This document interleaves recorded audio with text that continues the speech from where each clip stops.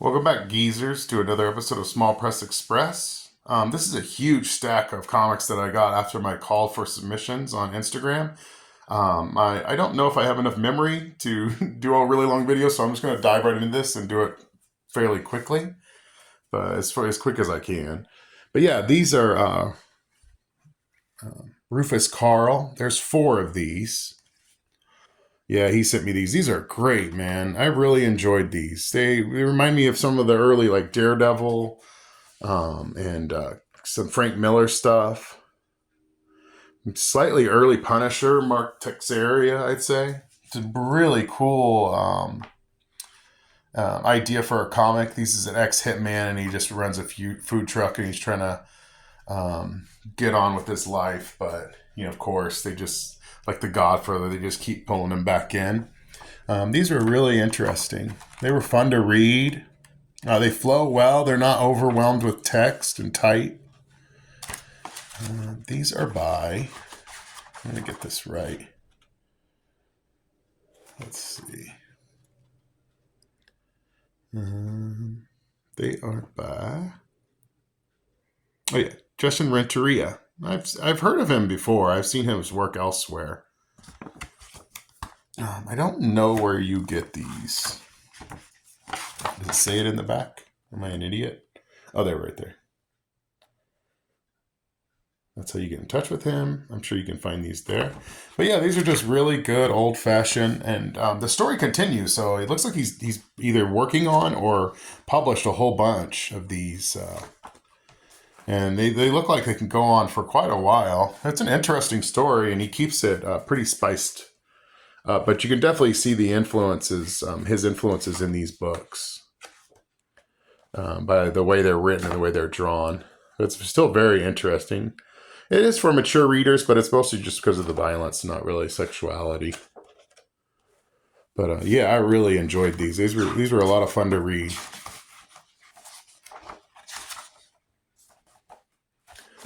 But yeah, that's issue 5. So I'm sure, like, number 1 is 1 and 2 together. So he probably printed them as a mini and then just compiled them into one issue.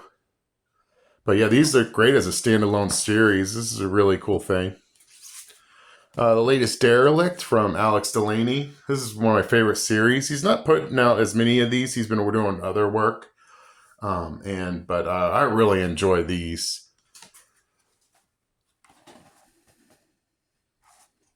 Alex Delaney.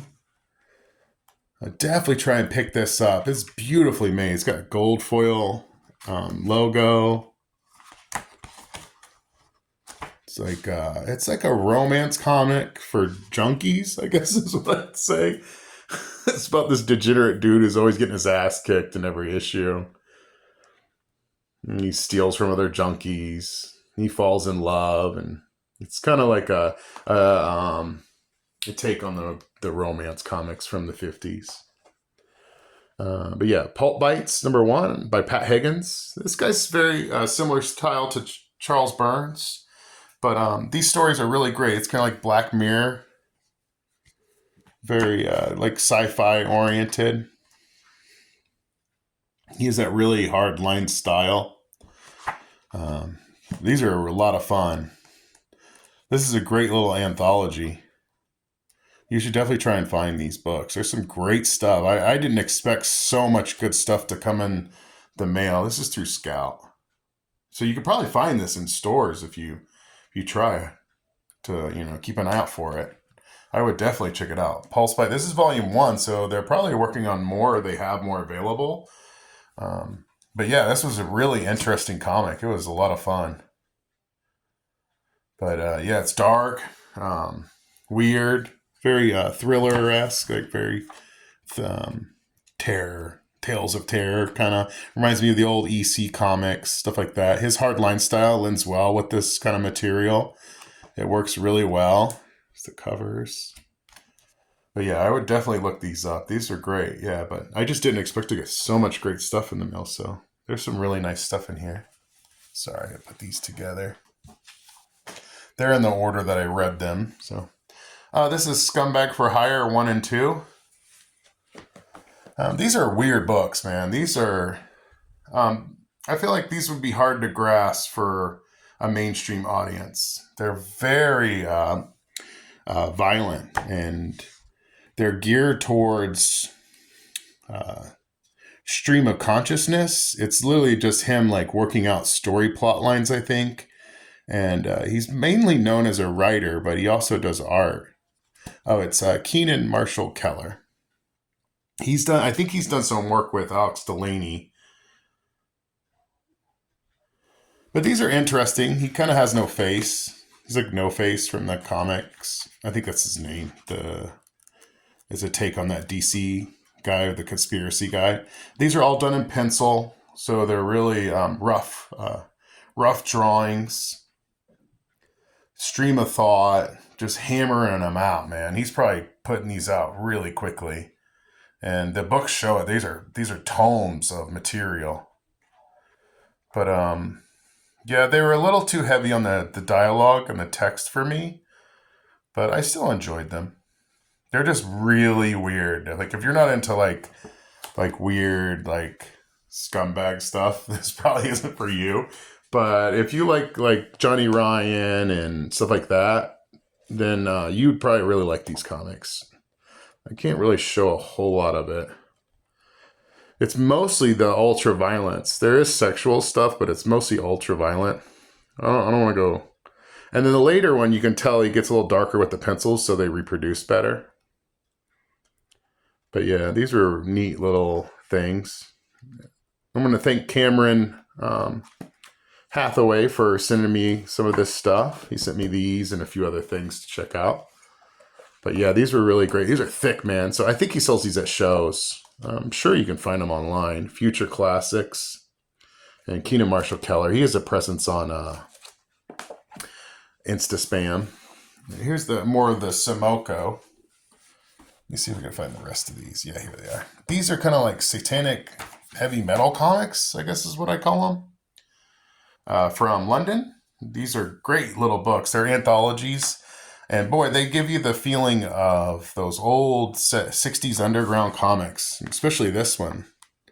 It has a lot of varying stories, a lot of oddball, weird stuff. Mike Diana did some stuff for some of these. Just some, and then some will have articles. One's a zine. The Mojo zine's really good. I read this cover to cover. It was excellent.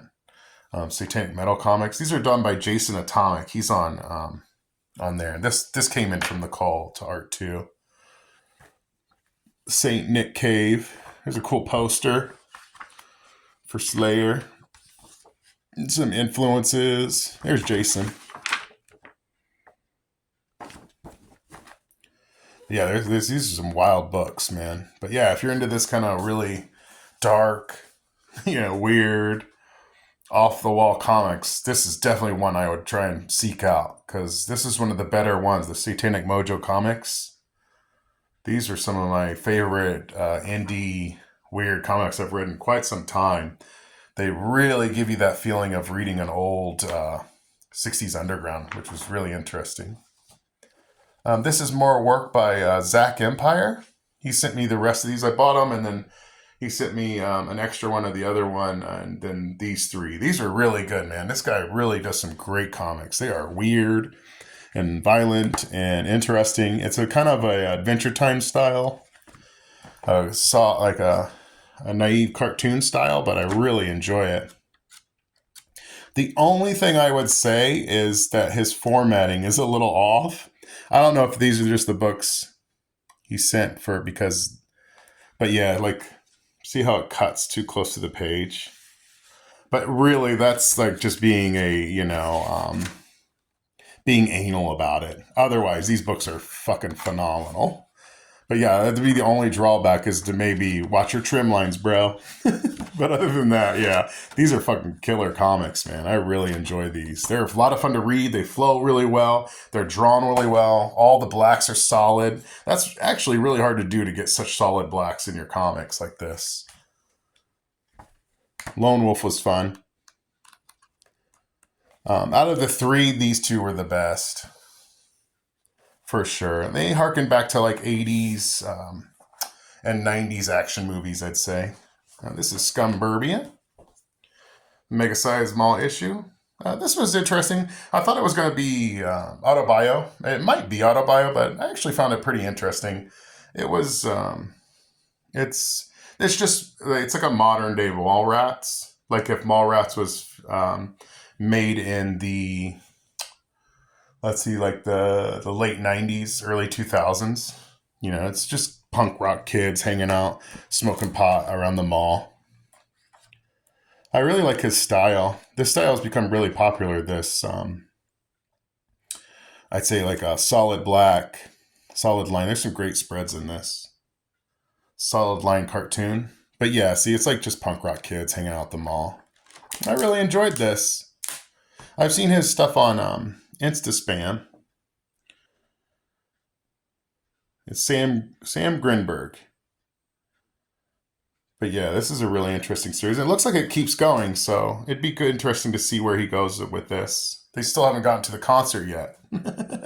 And that's what the story's mostly about, is these two trying to get concert tickets. But yeah, it was really fun and interesting. Here's Airbag number 2. I reviewed the smaller Airbag, I think number 3 in the mini comics episode. But yeah, like I said, this is a one-man anthology of just random strips. You can tell he's just doing, probably to work out different things in different stories. I really enjoyed this one. It was great. I think there's a little bit of autobio in it, but it's mostly just one-off stories. But yeah, Airbag's always great. Brian does some excellent cartooning and cartoon work. This is McDon of Grixley Comics. You've seen his stuff on this channel before. I got this from Cameron Hathaway too.